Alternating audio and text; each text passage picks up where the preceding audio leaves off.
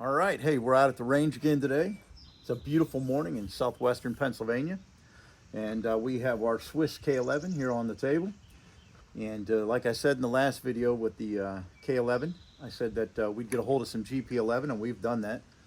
And we're out here today to see if we can get any better groups if we can get any better groups out of this rifle than we did with the PPU ammunition. So we're going to shoot what was designed to be shot out of this rifle, and see what kind of groups we get. So it's enough yapping, enough talking in circles. Let's put some rounds down range.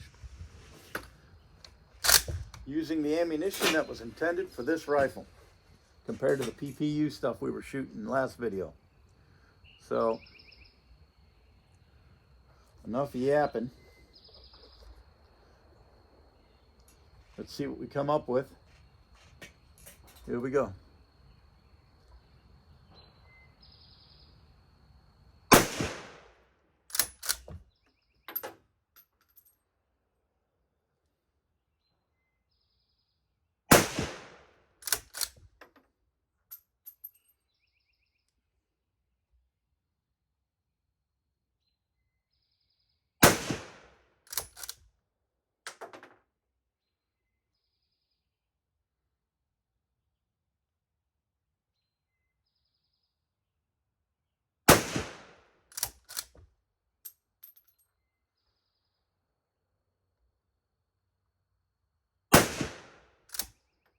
We're closing in on the target, and I can already see that this rifle performs much better with the GP11 ammunition. Obviously, it's the ammunition that was intended to be shot out of the rifle, and these are our group of 5 right there, and that is the type of accuracy that I expected. So the PPU ammunition obviously didn't perform as well, but the GP11 is what I expected, is the performance that I expected out of that Swiss rifle. That looks really good. I'm very happy with that. Very nice. All right, let's do one more series of 4 with our GP11 ammunition. That last series was fantastic. Let's see if we can replicate that, and then perhaps we'll move that to 100 yards. Watch your lane.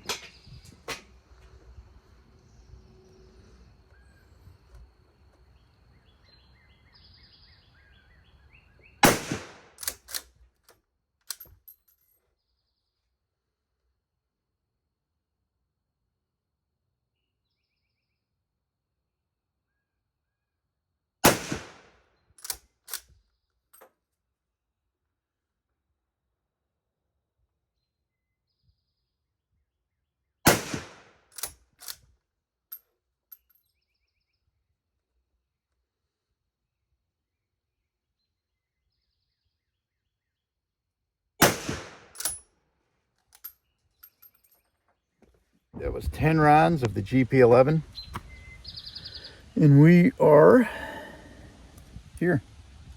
Every last bit of it. Fantastic. Point of aim was right here.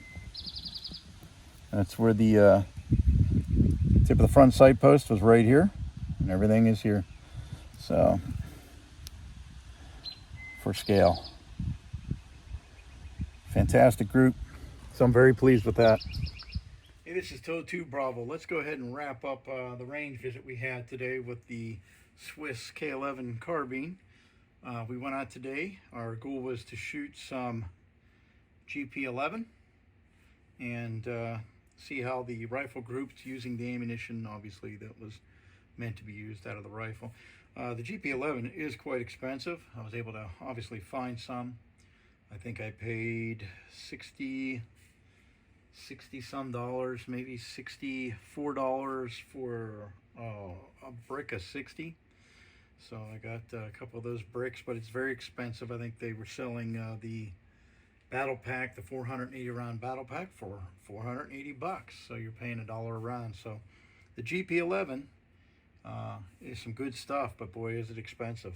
So just a heads up, especially when you can find it. What we found today out at the range was, here's our target, that we were able to put 10 rounds within 1.82 inches.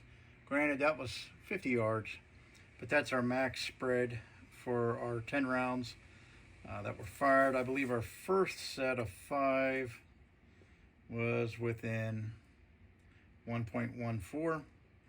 So 1.82 was our maximum spread, 1.7972, give or take, depending on how you measure it.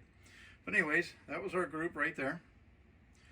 So what we've showed is that our groups with the GP11 outshot the PPU ammunition that we used. So this was one of our range visits here. I can't recall which range visit it was, but as you can see, disregard these down here. These were the K98.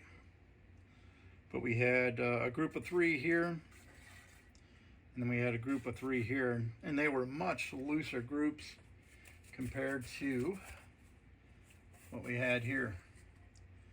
So a big difference between the PPU ammunition and the GP11.